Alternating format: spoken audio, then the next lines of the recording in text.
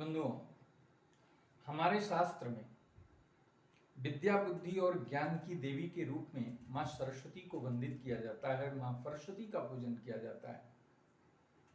तो आज हम इस वीडियो में माँ सरस्वती के एक वंदना से संबंधित 2 श्लोक हैं जिसमें माँ सरस्वती की वंदना के स्वरूप का वर्णन किया गया है।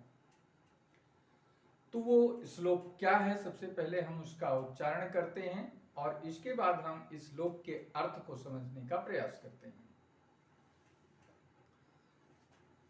या कुंदेन्दु तुषार हार धवला, या शुभ्र वस्त्रावृता, या वीणा वरदंड मंडित करा, या श्वेत पद्मासना, या ब्रह्माच्युत शंकरः प्रभृति वीरदेवैः सदा वन्दिता, सा मां पातु सरस्वती भगवती निःशेषजाड्यापहा, निःशेषजाड्यापहा, निःशेषजाड्यापहा। तो आइए देखते हैं कि इस श्लोक का अर्थ क्या है। देखिए, हमारे शास्त्रों में 3 प्रकार की देवियों का वर्णन है, मुख्य रूप से माँ लक्ष्मी, सरस्वती और महाकाली का, जिसमें विद्या बुद्धि ज्ञान के लिए माँ सरस्वती का वंदन किया जाता है। धन समृद्धि वैभव प्राप्त करने के लिए माँ लक्ष्मी का वंदन पूजन अर्चन किया जाता है और अपने अंदर के विकारों का शमन करने के लिए, नष्ट करने के लिए महाकाली का वंदन किया जाता है। तो माँ सरस्वती के संबंधित इस श्लोक में क्या बताया गया है? मां के स्वरूप का वर्णन है, पहले तो मां की प्रकृति का वर्णन है, मां के महत्व का वर्णन है और मां के कार्यों का वर्णन है। मुख्य रूप से हमारे शास्त्रों में बुद्धि का देवता गणेश जी को माना गया है, लेकिन वाणी की देवी मां सरस्वती को माना गया है। हम कितने भी बुद्धिमान हो, हम कितने भी ज्ञानवान हो, लेकिन अगर हमारे पास वाणी का वैभव नहीं है तो हम अपने ज्ञान को प्रकट करने के लिए, ज्ञान का संचार करने के लिए हमारे उस ज्ञान का कोई अर्थ नहीं रह जाता है, क्योंकि वाणी ही नहीं है जिसके द्वारा उसको प्रकट किया जा सके। तो इसमें मां सरस्वती का स्वरूप कैसा बताया गया है? या कुंदेन्दु तुषार, या माने जो, या का मतलब है जो, कुंदेन्दु ये 2 अक्षरों से, 2 शब्दों से मिलकर बना है, कुंद और इंदु। ये संधि रूप है, जब इसका हम विच्छेद करेंगे तो कुंद और धन इंदु से है, ठीक है।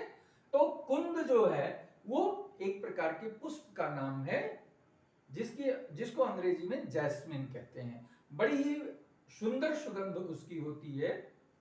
तो कुंद का जो कलर है वह श्वेत है, वो सफेद है।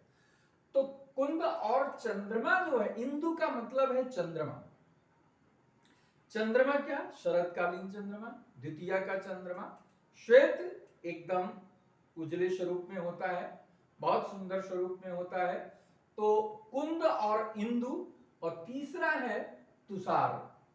तुषार माने बर्फ, हिमखंड। जब पहाड़ों पर या ऐसे जगह पर जहां तापमान बहुत कम हो जाता है, तो उस वातावरण का जो जल बिंदु होता है, जो आर्द्रता होती है, वह संघनित होकर के और हिमखंडों में बदल जाती है, वो बर्फ के रूप में बदल जाती है। और वो बर्फ गिरते गिरते, जैसे पहाड़ों पर गिरती है जिसको हम बर्फबारी कहते हैं, या सड़कों पर गिरती है, तो पूरे क्षेत्र को एकदम श्वेत वर्ण में आच्छादित कर देती है, एकदम स्वरूप हो जाता है। तो उस तुषार का मतलब है हिमखंड जो बिल्कुल श्वेत स्वरूप का होता है। हार ये सफेद मोतियों के हार के संबंध में यहां पर बताया गया है, इसका भी कलर सफेद ही है। धवल, धवला, धवल मतलब का यहां पर अर्थ ये भी सफेद से लिया गया है। तो कुंद के पुष्प, चंद्रमा, बर्फ और हार की तरह जो सफेद जिनका स्वरूप है, जो बिल्कुल श्वेत वर्णा है, या शुभ्र वस्त्रावृता, शुभ्र का मतलब है प्योर व्हाइट, 100% व्हाइट, मतलब ब्राइट व्हाइट कह सकते हैं इसको हम, ब्रिलियंट व्हाइट। तो ये शुभ्र वस्त्रावृता, एकदम सुंदर श्वेत वर्णों से जो सुशोभित हैं, जो श्वेत वर्णों से आवृत माने आच्छादित हैं, यानी जो श्वेत वर्ण की साड़ी को पहने हुए हैं, ऐसी मां सरस्वती जिनके वीणा वरदंड मंडित करा, करा मतलब हाथ, उनके हाथों में वीणा का वरदंड मंडित है माने सुशोभित है, जिनके हाथों में वीणा का दंड वरदंड सुशोभित है। वरदंड क्या है? वीणा के दो भाग होते हैं, एक ऊपर वाला भाग और एक नीचे वाला भाग। वीणा का स्वरूप अगर हम देखें तो एक ऊपर जो हाथ में ऊपर की तरफ रहता है और एक जो अंतिम छोर पर नीचे की तरफ रहता है, उनके बीच का जो एकदम स्ट्रेट दंड की तरह जो भाग होता है उसको हम कहते हैं वरदंड। वो किसमें होता है? वो हाथों में पकड़े हुए होती हैं। तो इसलिए कहा गया वीणा वरदंड मंडित करा, जिनके हाथों में वीणा का वरदंड सुशोभित है।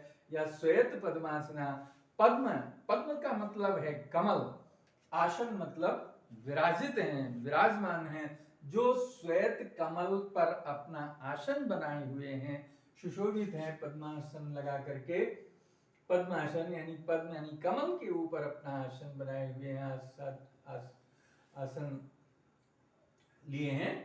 तो ऐसे पद्म, कमल, कमल कई तरह का होता है। यहाँ श्वेत कमल की बात की गई है, श्वेत कमल। यहाँ वैसे कई नील कमल भी होता है, भगवान राम को नील कमल की संज्ञा दी गई है, ठीक है। नील कमल उनके आंखों को भी, स्वरूप को भी नील कमल, नीलाम मुजश्यामल कोमलांगम सीता समारोपितवाम भागम।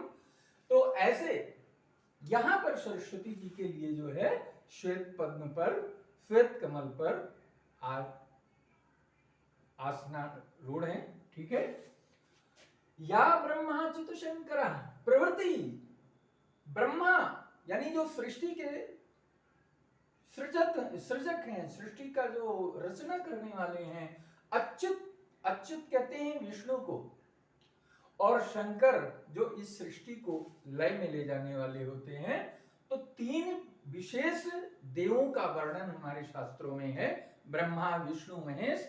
ब्रह्मा जो इस सृष्टि को उत्पन्न करते हैं यानी क्रिएटर हैं, दूसरे जो विष्णु जी हैं वो इस सृष्टि को पालन करने वाले होते हैं यानी ऑपरेटर हैं, और तीसरा शंकर जी जो इस सृष्टि को विनाश करते हैं या सृष्टि का लय करते हैं या सृष्टि को महाप्रलय में ले जाते हैं, जिनको हम डिस्ट्रक्टिव कहते हैं, यानी क्रिएटर, ऑपरेटर एंड डिस्ट्रक्टर, ठीक है।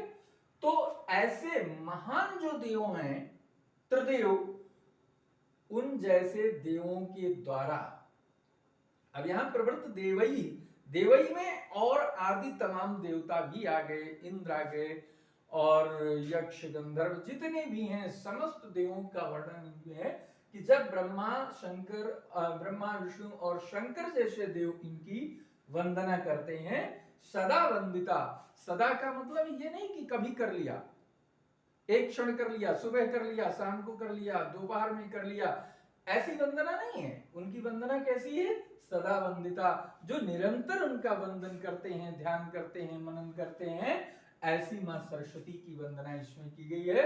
इस ऐसी मां सरस्वती क्या करें?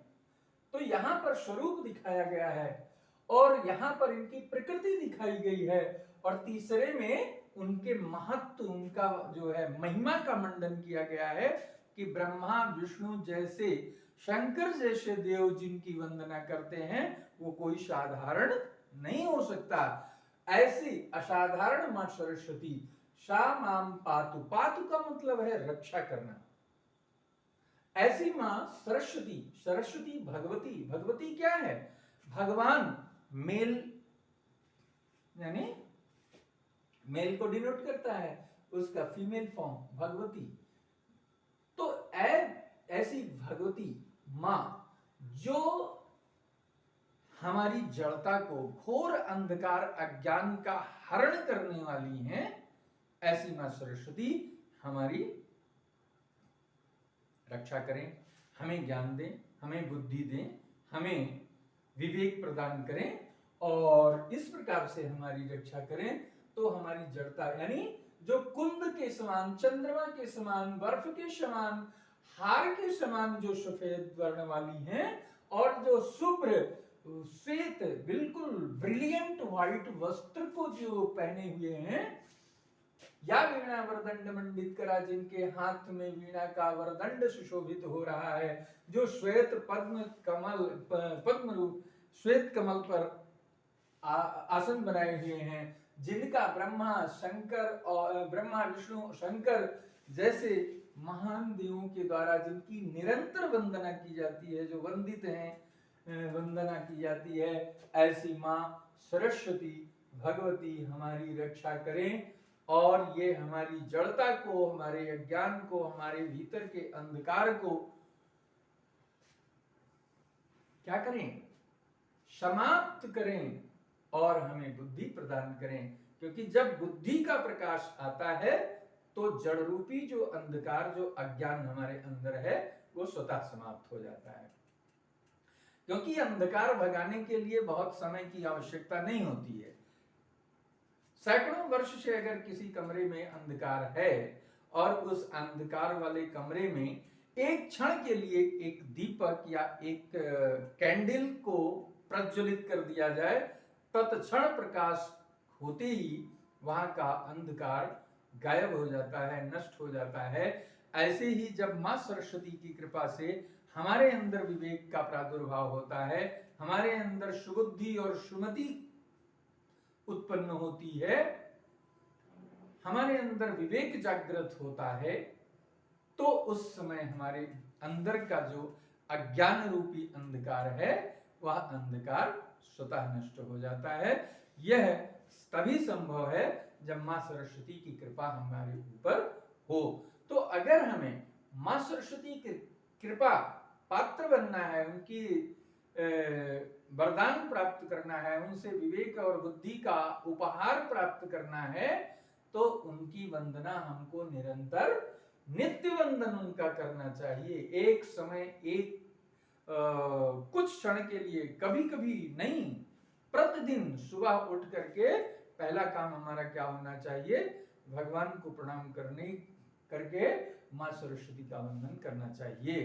यह विशेष रूप से विद्यार्थियों को तो बहुत जरूरी है, और ऐसे ये विद्यार्थी ही नहीं, हर मानव के लिए, हर प्राणी के लिए, हर मनुष्य के लिए इस वंदना को प्रतिदिन करना चाहिए।